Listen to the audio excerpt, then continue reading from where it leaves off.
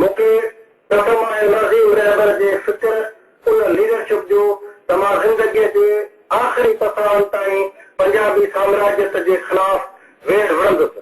ऐं हे नौजवान दोस्तो, अॼु उथी बि तव्हां मुंहिंजे उन वचन में पाण खे शरीक कयो त असीं पंहिंजे सरफरोश क़ौमी क़यादत जे अॻुवाणी में ऐं जीएमज़ेड जे नज़रिए खे हथियार बनाए पंजाबी साम्राज्य खे आख़िरी शिकस्त ॾियण लाइ पंहिंजे अॻुवाणनि सां कुल्हो कुल्हे में मिलाए विढ़ंदासीं। हा ज़रूरु विढ़ंदासीं। मुंहिंजा वतन कंद असां तुंहिंजे ख़ातिर ज़रूरु विढ़ंदासीं।